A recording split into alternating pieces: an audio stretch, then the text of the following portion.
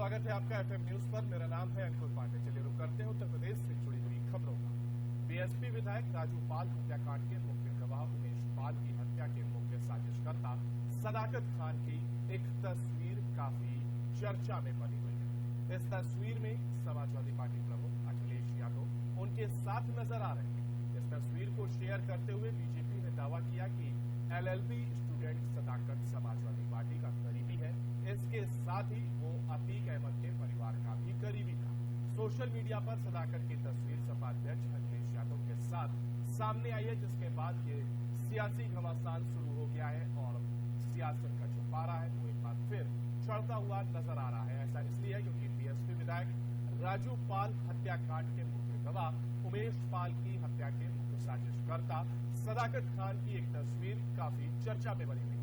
इस तस्वीर में समाजवादी पार्टी प्रमुख अखिलेश यादव उनके साथ नजर आ रहे हैं और तस्वीर को शेयर करते हुए बीजेपी ने दावा किया कि एलएलबी स्टूडेंट सदाकत समाजवादी पार्टी का करीबी है।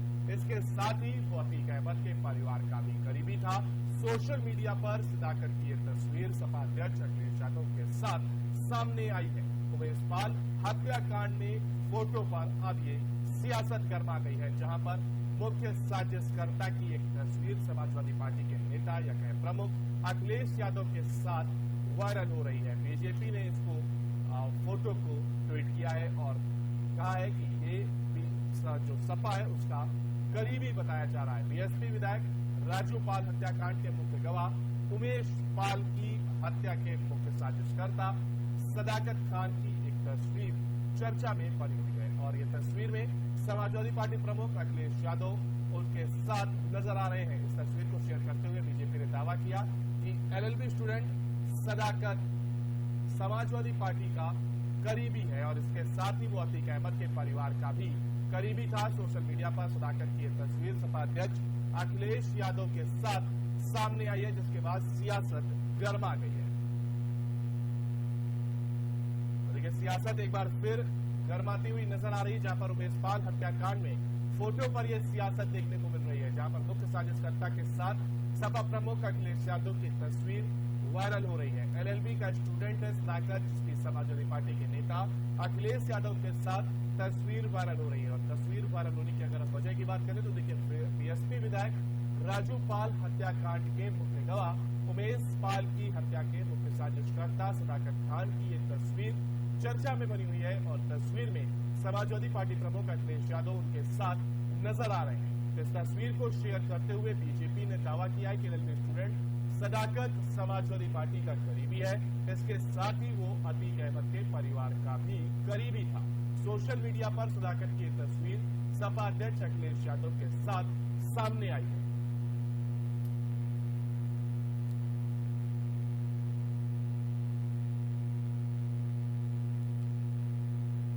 और इसी खबर पर हमारे साथ हमारे संवाददाता इरफान फोन लाइन पर हमारे साथ जुड़ गए। इरफान, देखिए, जिस तरीके से सदाकत खान की तस्वीर अब चर्चा में बनी हुई है, इस पर क्या कुछ अपडेट अब तक? जी बिल्कुल, हमको बता दें कि जिस तरीके से राजू पाल हत्याकांड के जो एकमात्र गवाह था उमेश पाल, उसकी हत्या के बाद और एक सरकारी ग्रहण की हत्या हो गई, इसके बाद से ही जो है प्रयागराज में जो सियासत का माहौल पूरी तरीके से गर्म हो चुका है, क्योंकि जो मुख्य आरोपी बताया जा रहा है वो सदाकत खान बताया जा रहा है। जो उनका हाल में ही उत्तर प्रदेश के पूर्व मुख्यमंत्री अखिलेश यादव के साथ उनका एक फोटो वायरल हुआ, जिससे कहीं ना कहीं जो सियासी माहौल है वो पूरी तरीके से गर्म हो चुका है। क्योंकि सदर में अभी 2 दिन पहले ये मामला उठा था। लगातार योगी सरकार ने ये भी कहा था, खुद मुख्यमंत्री योगी आदित्यनाथ ने ये कहा था कि जो है जो सपा सांसद अतीक अहमद है, कहीं ना कहीं जो उनकी पार्टी के जो लोग हैं वो पहले से ही जो है माफिया के तौर पर जाने जाते हैं। तो उसके बाद से जो ये फोटो वायरल हुआ है सदाकत खान का, कहीं ना कहीं सपा का कनेक्शन बताया जा रहा है। इसको लेकर सियासी माहौल बिल्कुल पूरी तरीके से गर्म हो चुका है। जी आपको भाजपा की ओर से तो फोटो को वायरल किया जा रहा है और सोशल मीडिया पर भी अब ये फोटो खूब घूमती हुई नजर आ रही है। क्या इस पर अब तक सपा की ओर से कोई बयानबाजी या कोई बात निकलकर सामने आई? क्या सपा ने इस पर कोई सफाई दी है या अभी तक पूरी तरीके से चुप्पी साधे हुए नजर आ रहे हैं? अभी इस प्रकार की कोई बात नहीं है। हालांकि कहीं ना कहीं ये बात सबको समझना होगा कि ये सियासी जो माहौल चल रहा है इसको बंद करके कहीं ना कहीं जो प्रयागराज के जिम्मेदार अधिकारी है वो लगातार अगर जो घटना की सही जानकारी के लिए इकट्ठा हो जाए या फिर सही जानकारी के लिए तलाश करें तो कहीं ना कहीं बात बने। क्योंकि ये सियासी जो है माहौल कहीं ना कहीं जो सही लोग है उसको जो है पाने में असमर्थ नजर आ रहा है। क्योंकि ये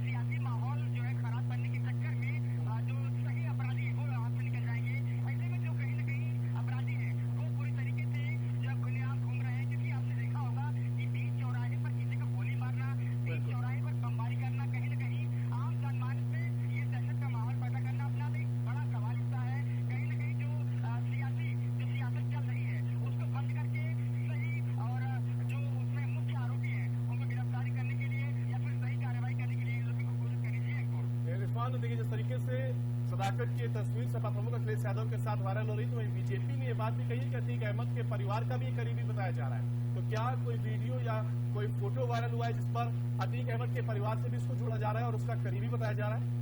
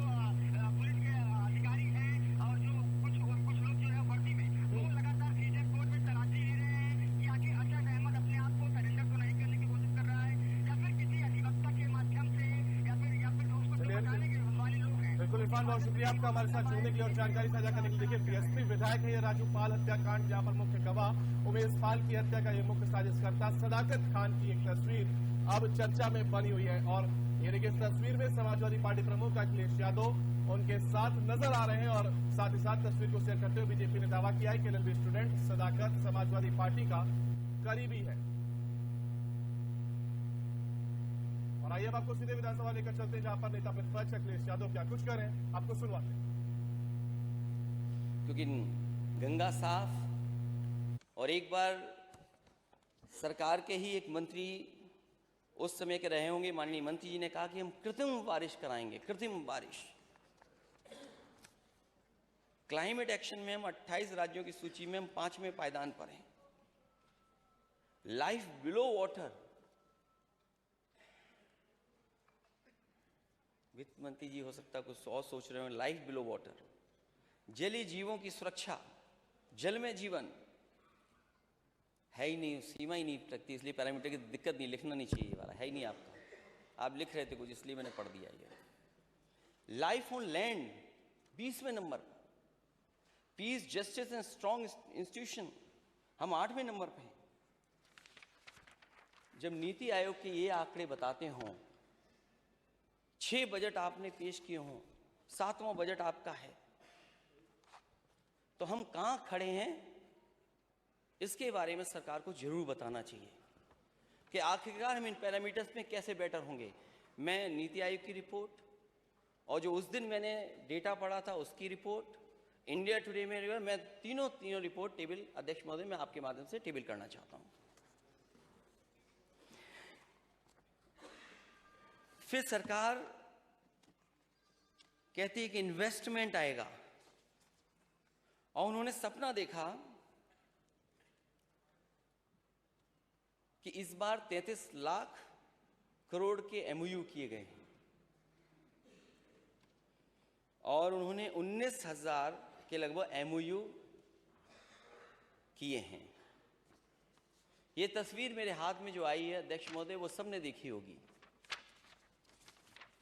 हालांकि तस्वीर नहीं दिखा सकते, लेकिन ये बड़ा मामला इसलिए मैं तस्वीर दिखा रहा हूं।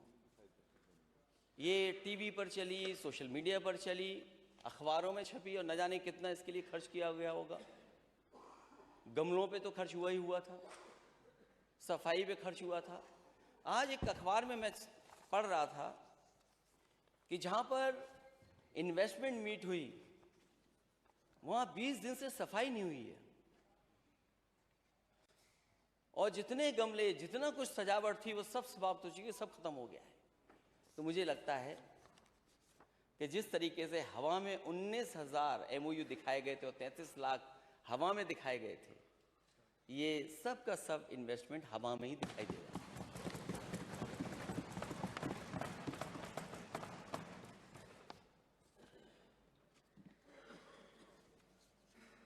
सरकार हमारे फाइनेंस मिनिस्टर और सरकार, बगल में नेता सदन, ये मानते हैं कि $1 ट्रिलियन की इकॉनमी हासिल कर लेंगे। हम विपक्ष की तरफ से अध्यक्ष महोदय, सरकार से मेरा पहला प्रश्न यही है कि जिस रफ्तार से उत्तर प्रदेश की ग्रोथ है, जो national statistics office, ministry of statistics and programme implementation, government of India का डेटा कहता है, उसमें हमें क्या जीडीपी चाहिए होगी, हमारी ग्रोथ क्या हो। फाइनेंस मिनिस्टर की स्पीच में 21-22 में उन्होंने कहा कि 16.8 हमारी ग्रोथ रेट है करंट प्राइस पर। हाँ? 4 है शायद। ना जो बजट स्पीच में है, जो बजट स्पीच में है, और जो एवरेज है, जो 17-18 और 21-22 की एवरेज ग्रोथ रेट है वो 7.8% है। ये सरकार का डेटा बताता है। और मुझे खुशी इस बात की, ये बताते हुए और वही मिनिस्ट्री के डेटा को बताते हुए कि जिस समय समाजवादी सरकार थी, उस समय की जो average growth rate of GDP थी वो 12.25% थी, उससे 5% कम है। आपकी एवरेज ग्रोथ रेट 5% कम है। और फिर कहते हैं कि हम 19% तक 23-24 में लेकर के जाएंगे। मैं माननीय वित्त मंत्री जी से जानना चाहूंगा कि आखिरकार नेता सदन से कि इसकी सोर्स क्या है। हमसे तो हर चीज की सोर्स पूछी जाती है, कम से कम 19% कैसे हासिल करेंगे, उसके लिए आपके सोर्स क्या है। और फिर $1 ट्रिलियन इकोनॉमी को पाने के लिए जो आपका लक्ष्य है 26-27 में, उसके लिए मैं समझता हूं आपको 34% की ग्रोथ रेट चाहिए। 34% की ग्रोथ रेट कैसे संभव है? जो आपका ट्रैक रिकॉर्ड है 6 साल का, वो आपको कहां पर ले जा रहा है ग्रोथ रेट? और अगले 4 साल में क्या उम्मीद उत्तर प्रदेश कर सकता है? मैं तो बधाई दूंगा और जो सहयोग आप चाहें 34% हासिल करने के लिए हम आपके साथ खड़े हैं। और मैं तो अध्यक्ष महोदय कहूंगा कि मुख्यमंत्री जी को अपना जो इकोनॉमिक एडवाइजर होगा कोई उनका, उसको बदल देना चाहिए।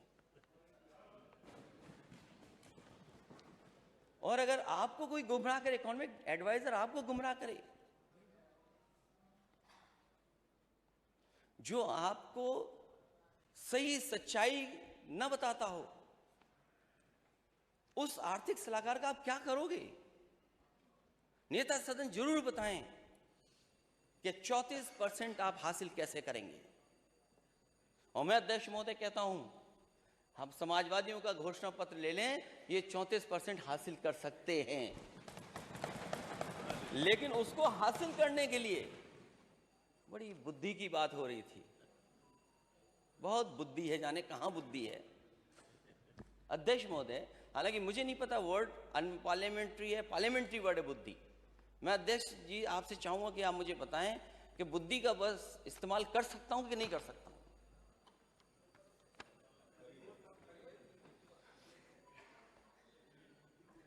एक संस्था को हायर किया गया है केवल मुख्यमंत्री जी को, सरकार को झूठ बताने के लिए, सच्चाई से दूर रखने के लिए। झूठ इज अनपार्लियामेंट्री। 200 करोड़ रुपए दे रहे हैं आप कि डेटा को कैसे मैनेज किया जाए। जो आपने सच नहीं बोला कि हम 34% हासिल कैसे करेंगे, उस 34% को साबित करने के लिए आप 200 करोड़ एक कंपनी को दे रहे हैं। आप $1 ट्रिलियन इकोनॉमी बनाने के लिए आप 200 करोड़ खर्च कर रहे हैं।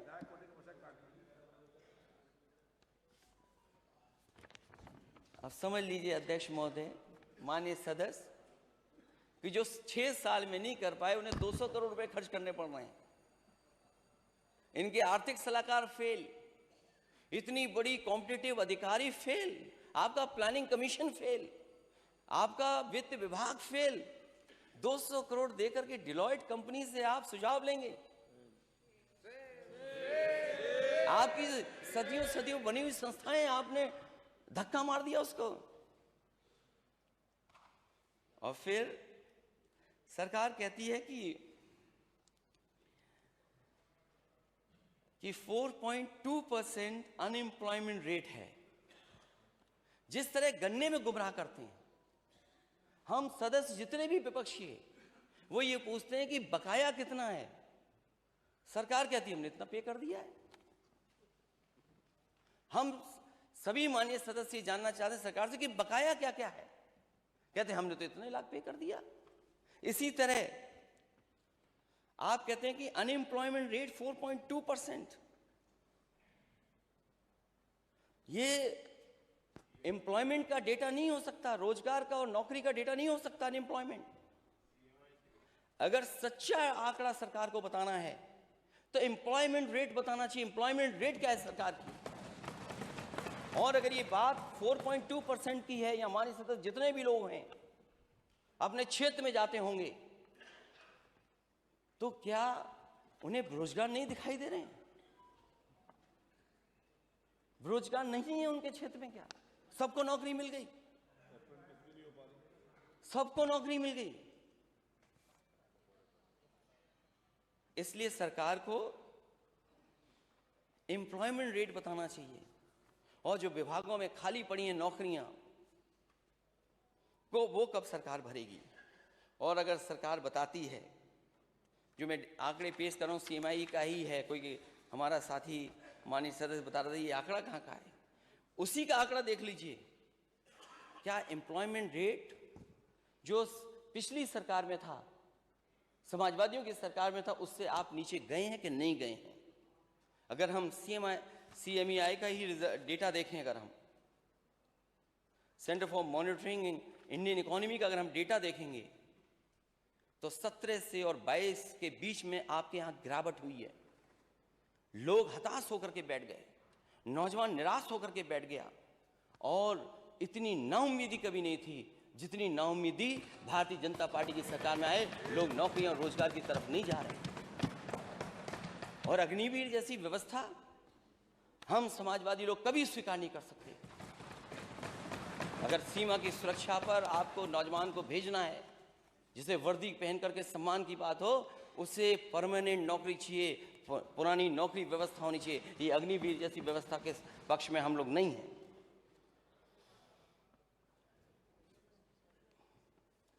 सरकार जहां सपने दिखा रही है $1 ट्रिलियन इकोनॉमी का, बड़ी बड़ी इंडस्ट्री के लोगों का स्वागत कर रही है अध्यक्ष महोदय, वहीं MSMEs का क्या दोष है जो सबसे ज्यादा नौकरी दे रहा है, सबसे ज्यादा रोजगार दे रहा है? इन्वेस्टमेंट मीट में आए, बड़ी खातिरदारी हुई, कूपन को लेकर के कूपन बांटे गए। जब इन्वेस्टर्स लंच के लिए कम पड़ गए तो कूपन फ्री बंटे, जिसको टाई पहन करके, अच्छे कपड़े पहन करके और कूपन हासिल करके लंच कर ले। ये स्थिति थी। जो MSME है, उसके लिए क्या किया? ये बड़े उद्योगपति तो पहले भी आए थे,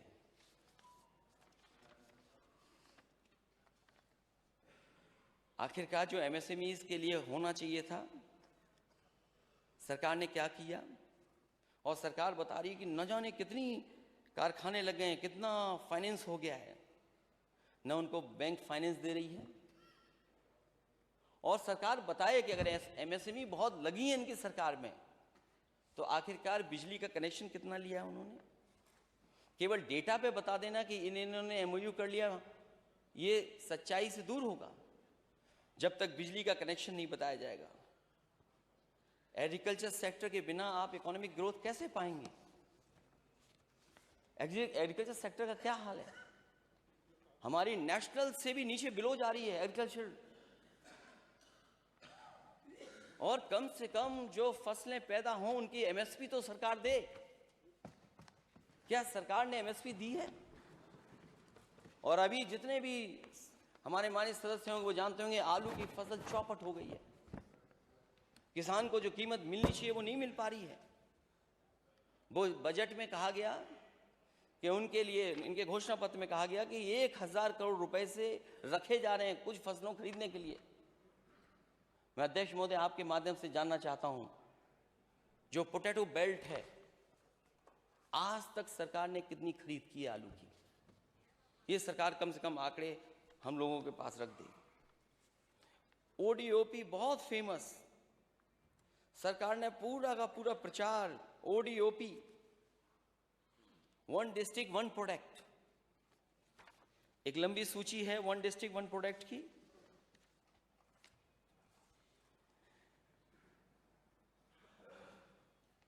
हर डिस्ट्रिक्ट का सरकार ने आइडेंटिफाई किया है कि वहां पर कितना बजट दिया जाएगा, कितना ओडीओपी में काम हुआ होगा। अध्यक्ष महोदय, यहां पर जितने भी सदस्य हैं, पूरे प्रदेश के बैठे हुए सदस्य हैं, आगरा में लेदर प्रोडक्ट के लिए क्या बजट था? अलीगढ़ के ताले और हार्डवेयर के लिए कितना बजट दिया गया? अंबेडकर नगर हमारे बुनकरों का भरा पड़ा है। बुनकर जो सुविधाएं समाजवादी सरकार में मिलती थी वो सभी सुविधाएं छीन ली गई। और वन डिस्ट्रिक्ट वन प्रोडक्ट में कहा गया कि टेक्सटाइल प्रोडक्ट्स को हम बढ़ावा देंगे। सरकार बताए कि टेक्सटाइल प्रोडक्ट के लिए क्या बजट दिया है। औरैया में फूड प्रोसेसिंग, और फूड प्रोसेसिंग में देसी घी, हमारे माननीय सदस्य बैठे होंगे, बताओ देसी घी के लिए बजट क्या दिया गया? अयोध्या में जैगरी, क्या बजट दिया आपने जैगरी के लिए? बलरामपुर फूड प्रोसेसिंग, कितना बजट दिया गया फूड प्रोसेसिंग के लिए? भदोई कारपेट दरी, वही इंफ्रास्ट्रक्चर जो समाजवादी सरकार में बना था, उसके अलावा सरकार ने क्या दिया वहां पर? फिरोजाबाद में ग्लासवेयर के लिए बजट क्या था? हमीरपुर के लिए शूज के लिए बजट क्या था? बांदा के लिए बजट क्या था? झांसी का सॉफ्ट टॉयज बजट क्या दिया आपने? कन्नौज में परफ्यूम, इत्र, अतर, पता नहीं खुशबू से क्या नफरत है सरकार को, बहुत नफरत है खुशबू से इनको। अध्यक्ष महोदय, माननीय सदस्य ने कहा कि छापा पड़ गया, मुझे अच्छा लगा कि पूछ लिया। अध्यक्ष महोदय, जिस पे छापा पड़ा था वो भारतीय जनता पार्टी का था।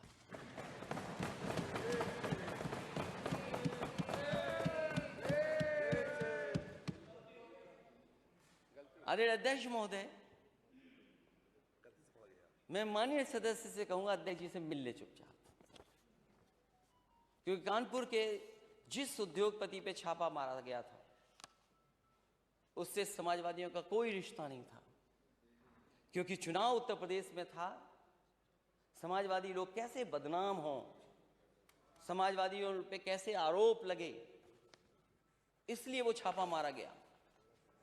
और गलती डिजिटल इंडिया की थी, क्योंकि जिसने इत्र का और परफ्यूम का लॉन्च किया था उसका नाम भी पी जैन है, वो भी कन्नौज का रहने वाला है, वो भी उसी मोहल्ले का है, उसका भी कारोबार कानपुर में है, मुंबई में है। पता नहीं कंप्यूटर में क्या दिखाई दिया डिजिटल इंडिया में कि जिसके यहाँ छापा मारना था उसके यहाँ छापा नहीं मारा अध्यक्ष महोदय, अपने यहाँ ही जो काम करता है, जो बीजेपी का ही समर्थक था, उसके यहाँ छापा मार दिया। और अपनी खीज मिटाने के लिए इन्होंने फिर दोबारा उसके ऊपर छापा मारा। ये तो छापामार सरकार है, और ये कोई नई चीज नहीं है। जो दिल्ली में रहता है वही छापा मारता है। पहले भी सरकारें थी और ये भी सरकार है। कम से कम बीजेपी के लोगों ने कांग्रेस पार्टी से कुछ अच्छा सीखा है, क्योंकि कांग्रेस पार्टी भी छापा मारती थी। बीजेपी ने कम से कम कांग्रेस के रास्ते पे चलने का काम किया है। बीजेपी ने। अब बहुत नए नए विधायक जीते हैं, माननीय सदस्य जीते हैं, इनको पुराना इतिहास कांग्रेस का पढ़ना चाहिए। मेरठ स्पोर्ट्स प्रोडक्ट बजट क्या था? तो ये आखिरकार ओडीओपी का प्रचार क्यों है इतना, जब आप बजट नहीं दे रहे हैं उसके लिए? और जो $1 ट्रिलियन इकोनॉमी में एमओयू किए हैं, उसकी सच्चाई कब तक जानेगा उत्तर प्रदेश? इससे पहले जो इन्वेस्टमेंट मीट हुई थी, जिसमें लगभग 4 लाख करोड़ से ज्यादा के एमओयू साइन हुए, अध्यक्ष महोदय, देश के सब उद्योगपति वो आए जो दूसरी इन्वेस्टमेंट मीट में आए, लेकिन अध्यक्ष महोदय एक भारतीय जनता पार्टी के मित्र उद्योगपति नहीं आए।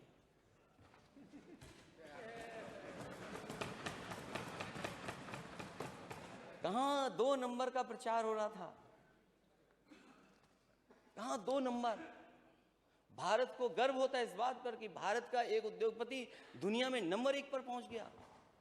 हमें भी गर्व होता, हम भी कहते कि देखो हमारा उद्योगपति कम से कम इतना अच्छा कारोबारी है, कारोबार करता है कि दुनिया के नंबर 1 पर है। उद्योगपतियों को पछाड़ दिया उसने। क्या है बिग जॉस, क्या है दूसरा इंडस्ट्रियलिस्ट? दुनिया में हमारा इंडस्ट्रियलिस्ट है। केवल एक रिपोर्ट ने, केवल एक रिपोर्ट ने, सोचिए अध्यक्ष महोदय, कहां दुनिया के दूसरे नंबर के और कहां दुनिया के किस नंबर पे कोई नहीं जानता आज कहां पर है। अध्यक्ष महोदय, मित्र की पहचान तो तभी होती है जब बुरा वक्त आता है। क्या बीजेपी ने अपने मित्र को छोड़ दिया?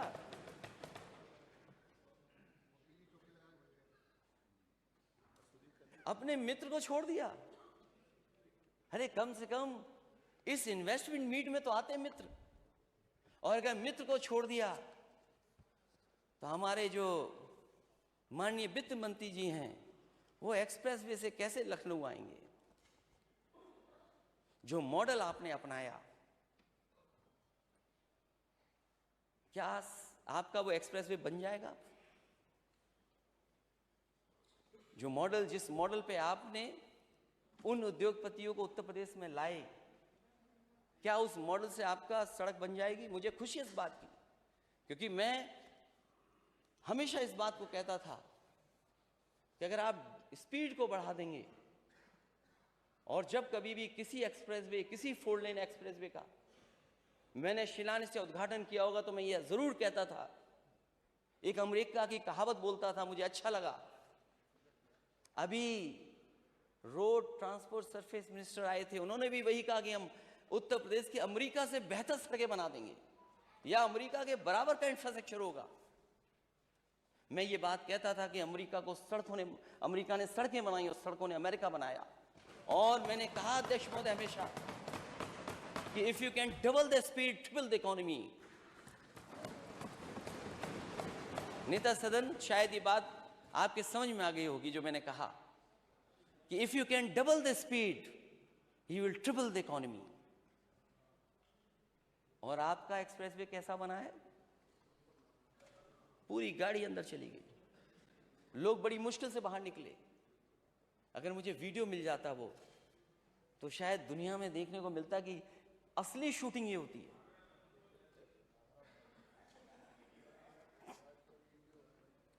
और जो बात एक्सप्रेसवे की है, वो कैसे बनेगा? वो मॉडल क्या था? उस मॉडल पे क्या आपका गंगा एक्सप्रेसवे बन जाएगा? जो आपने टाइमलाइन दी है, जो आपने समय तय किया है, क्या वो एक्सप्रेसवे बन जाएगा तब तक?